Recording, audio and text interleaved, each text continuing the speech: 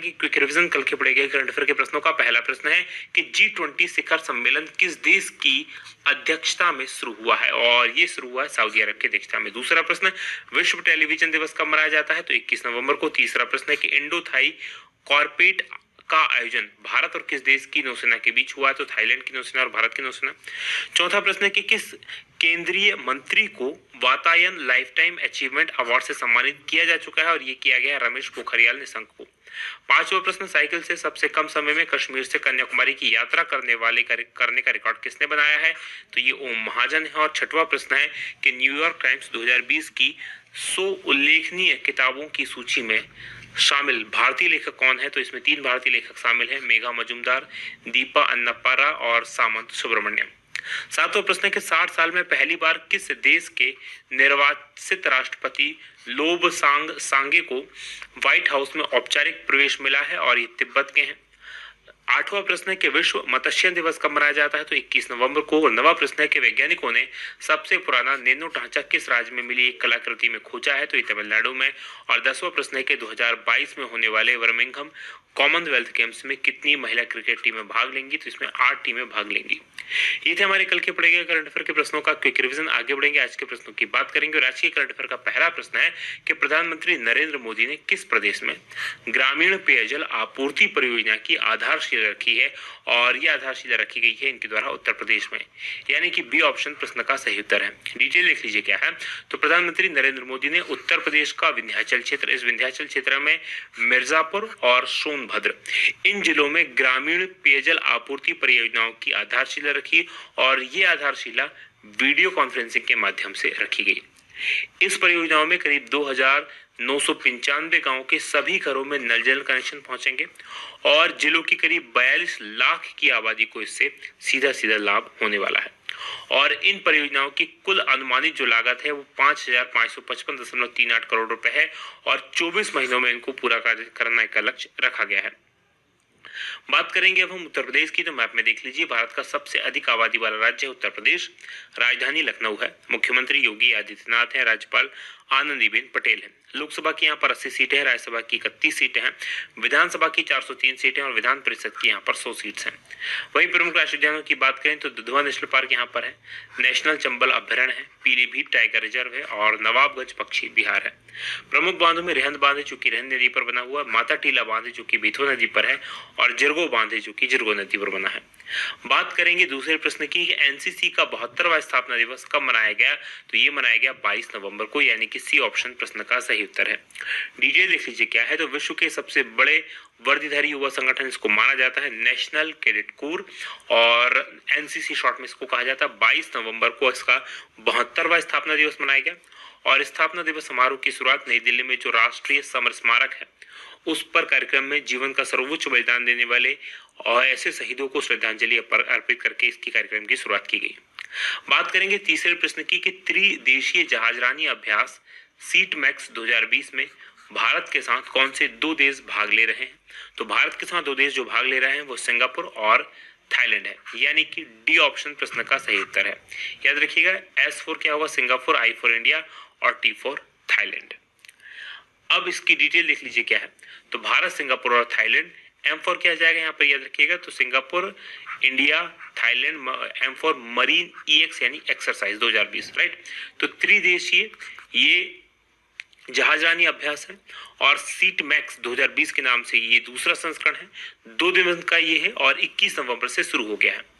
2022 संस्करण के इस अभ्यास की जो मेजबानी है वो गणतंत्र सिंगापुर की नौसेना कर रही है। तो ये आपको याद रखना है कि सिंगापुर की नौसेना इसकी मेजबानी कर रही है। इसका पहला संस्करण जो हुआ था भारतीय नौसेना के तत्वाधान में आयोजित किया गया था, और पिछले साल पोर्ट ब्लेयर में ही संपन्न हुआ था। ये आपको याद रखना है, राइट। अभी कहाँ हो रहा है, तो अंडमान सागर में ही आयोजित हो रहा है। बात सिंगापुर और थाईलैंड की करेंगे तो इसकी राजधानी, पहले सिंगापुर की बात कर लेते हैं। सिंगापुर सिटी है, राष्ट्रपति हलीमा याकूब है, और प्रधानमंत्री ली सियन लुंग है। मुद्रा है कि सिंगापुर डॉलर है। वहीं थाईलैंड की राजधानी बैंकॉक है, प्रधानमंत्री प्रयुत चान लूचा है, ऊंचा है, और मुद्रा यहाँ की थाई बात है। मैप में मैं आपको सिंगापुर और थाईलैंड लिए चलता हूँ। तो जैसा कि आप स्क्रीन पर देख पा रहे हैं, हमारा भारत और हमारे भारत से अगर आपको सिंगापुर और थाईलैंड जाना है तो मूव करना पड़ेगा आपको पूर्व में। आप यहाँ पर देखेंगे ये जो है म्यांमार जिसकी सीमा भारत के साथ में लगी हुई है, उसके आगे ये थाईलैंड है, राइट। तो थाईलैंड के आसपास कौन कौन से देश है, तो म्यांमार है, लाओस है और कंबोडिया है, और नीचे की तरफ ये आप देखेंगे तो ये मलेशिया है। अब मलेशिया के नीचे इस हिस्से में आप देखेंगे यहाँ पर सिंगापुर लिखा हुआ है, एक्चुअल में यहाँ पर ये बिल्डिंग शो हो रही है, यह छोटा सा द्वीपीय देश है, यानी मलेशिया के सबसे लास्ट में मलेशिया से ही अलग हुआ था, राइट। और ये है अंडमान सागर, अंडमान निकोबार द्वीप समूह, और ये वाला जो हिस्सा है इसको क्या कहा जाता है, तो इसको कहा जाता है मलय पेनिनसुलर। तो मलय पेनिनसुलर और ये अंडमान निकोबार द्वीप समूह के बीच में अंडमान सागर है, जहां पर ये संयुक्त नौसेना अभ्यास तीनों देशों का हुआ है। आगे बढ़ेंगे, बात करेंगे अगले प्रश्न की। अगला प्रश्न आपके सामने चौथा है कि नौसेना में किस नाम का भारत का पहला भारी वजन वाला पनडुब्बी रोधी टॉर्पीडो शामिल हुआ है, और इसका नाम है वरुणास्त्र, यानी कि ए ऑप्शन प्रश्न का सही उत्तर है। इस डिटेल देख लीजिए इसकी क्या है, तो नौसेना में पनडुब्बी रोधी टॉर्पीडो वरुणास्त्र को शामिल किया गया है, और वरुणास्त्र भारत का पहला भारी वाहन वाला पनडुब्बी रोधी टॉर्पीडो है, यानी कि पनडुब्बी को नष्ट करने में सक्षम है, और भारतीय नौसेना के लिए 73 वरुणास्त्र टॉर्पीडो का निर्माण किया जाना है। बात भारतीय नौसेना की करें तो इसकी स्थापना हुई थी 1612 में आदर्शवाग के शमनोवरणा, और 4 दिसंबर को नौसेना दिवस मनाया जाता है। नौसेना प्रमुख के वर्तमान में एडमिरल करमवीर सिंह। बात करेंगे पांचवें प्रश्न की कि जो बाइडेन ने किस भारतीय अमेरिकी को अपनी पत्नी का पॉलिसी डायरेक्टर नियुक्त किया है, और इनका नाम है माला अडीगा, यानी कि डी ऑप्शन प्रश्न का सही उत्तर है। डिटेल देख लीजिए क्या है, तो अमेरिका के जो नए राष्ट्रपति बने हैं जो बाइडेन, इन्होंने भारतीय अमेरिकी माला अडीगा को अपनी पत्नी जिल बाइडेन इनकी पॉलिसी डायरेक्टर के रूप में नियुक्त किया है, और इससे पहले माला अडीगा जो है व्हाइट हाउस के वरिष्ठ कर्मचारियों में उप सहायक सचिव रह चुकी हैं। माला अडीगा बाइडेन फाउंडेशन में उच्च शिक्षा और सैन्य परिवारों की निदेशक भी रह चुकी हैं, और ये पेशे से वकील रही हैं। बात करेंगे छठवें प्रश्न की कि वर्ल्ड्स बेस्ट सिटीज फॉर 2021, इसमें एकमात्र भारतीय शहर दिल्ली किस स्थान पर है, तो भारतीय शहर दिल्ली इसमें 62वें स्थान पर है, यानी कि ए ऑप्शन प्रश्न का सही उत्तर है। डिटेल लिख लीजिए क्या है, तो वर्ल्ड्स बेस्ट सिटीज फॉर 2021 इस रिपोर्ट के अनुसार दिल्ली को इस सूची में 62वें स्थान पर रखा गया है, और दिल्ली इस सूची में शामिल होने वाला एकमात्र भारतीय शहर है, ये आप याद रखेंगे। ये रैंकिंग जारी की गई है रेजोनेंस कंसल्टेंसी लिमिटेड के द्वारा, और इस रैंकिंग में 10 लाख से अधिक की आबादी वाले दुनिया के 100 शहरों को शामिल किया गया है। इसमें लंदन पहले स्थान पर है, जो कि इंग्लैंड या यूके की राजधानी है, और दूसरे और तीसरे स्थान पर क्रमशः न्यूयॉर्क जो कि अमेरिका में है वो दूसरे नंबर पर है, और पेरिस जो कि फ्रांस की राजधानी है वो तीसरे नंबर पर है। बात करेंगे सातवें प्रश्न की कि किस राज्य में गो टैक्स लगाने का फैसला किया गया है। ये जो फैसला किया गया है मध्य प्रदेश की सरकार के द्वारा किया गया है, यानी किसी ऑप्शन प्रश्न का सही उत्तर है। डिटेल लिख लीजिए क्या है, तो मध्य प्रदेश सरकार ने गाय टैक्स लगाने का फैसला किया है, और जो पहली गो कैबिनेट हुई थी उसमें फैसला किया गया। गो कैबिनेट कहां पर हुई, तो आगर मालवा जिला है, आगर मालवा जिले के अंदर सालारिया गांव, जहां की गो अभ्यारण्य है, राइट, गो अभ्यारण्य यहाँ पर इसका आयोजन किया गया था, और इसके अंदर ग्रामीण गांव के विकास से जुड़े जो 7 मंत्रालय हैं, जैसे ग्रामीण विकास मंत्रालय, कृषि मंत्रालय, पंचायत मंत्रालय, तो इस प्रकार के जो 7 मंत्रालय हैं उनका एक कैबिनेट बनाई गई है, उनकी एक अलग कैबिनेट बनाई गई है उन मंत्रियों की, और उसकी पहली बैठक आयोजित हुई थी सालरिया गांव में। इसके माध्यम से एकत्र की गई राशि को गो संरक्षण पर खर्च किया जाएगा, यानी कि जो टैक्स लगाया जाएगा उससे, और गो कैबिनेट में आगर में गायों को लेकर रिसर्च सेंटर बनाने का भी फैसला किया है, और गायों को लेकर एक कानून अधिनियम बनाने का भी फैसला मध्य प्रदेश सरकार ने किया है। इसके अलावा प्रदेश की जो आंगनबाड़ियां हैं उसमें बच्चों को अंडे की जगह दूध बांटने का भी फैसला किया गया है। बात करेंगे मध्य प्रदेश की, तो मैप में देख लीजिए ये मध्य प्रदेश है। मध्य प्रदेश का गठन 1 नवंबर 1956 को हुआ था। राजधानी भोपाल है, मुख्यमंत्री शिवराज सिंह चौहान है, राज्यपाल आनंदीबेन पटेल है। याद रखिएगा मध्य प्रदेश की प्रभारी राज्यपाल है, और लोकसभा की 29 सीटें हैं, राज्यसभा की 11 सीटें, विधानसभा की 230 सीटें हैं। प्रमुख राष्ट्रीय उद्यानों की बात करें तो कान्हा नेशनल पार्क है, बांधवगढ़, पन्ना, पेंच, संजय, सतपुड़ा और भी नेशनल पार्क, वन विहार वगैरह नेशनल पार्क यहाँ पर है। भारत के सबसे ज्यादा नेशनल पार्क किसी एक राज्य में है तो वो मध्य प्रदेश में है। प्रमुख बांधों में इंदिरा सागर बांध है जो कि नर्मदा नदी पर है, और गांधी सागर बांध है जो कि चंबल नदी पर है। बात करेंगे 8वें प्रश्न की कि कई बार इस्तेमाल हो चुके खाद्य तेल से बायोडीजल लगाने का संयंत्र किस शहर में लगेगा? तो ये लगाया जाएगा इंदौर में, यानी कि बी ऑप्शन प्रश्न का सही उत्तर है। डिटेल लिख लीजिए क्या है। तो मध्य प्रदेश के इंदौर में नमकीन और जो दूसरे खाद्य पदार्थ बनते हैं उनको तलने के बाद जो बचा हुआ तेल है अब बायोडीजल बनाने के काम आएगा।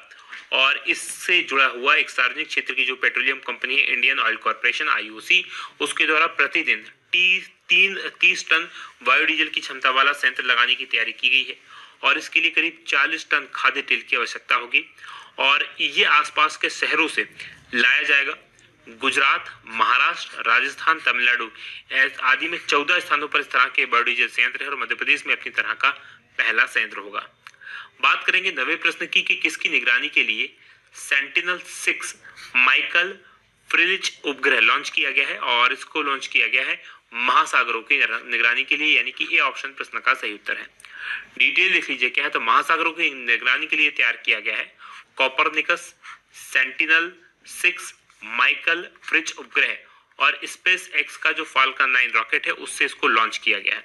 ये सैटेलाइट क्या करेगा? तो समुद्र स्तर की निगरानी करते हुए अपने आने वाले 30 वर्षों तक की निरंतर डेटा तैयार करता रहेगा और इसे यूरोपीय अंतरिक्ष एजेंसी, नासा, यूरोपीय संगठन मौसम वैज्ञानिक उपग्रहों, संयुक्त राज्य अमेरिका के राष्ट्रीय महासागरीय और वायुमंडलीय प्रशासन और यूरोपीय संघ द्वारा फ्रांस के national centre for space studies के सहयोग से संयुक्त रूप से विकसित किया। तो इतनी सारी संस्थाओं ने मिलकर इसको विकसित किया है।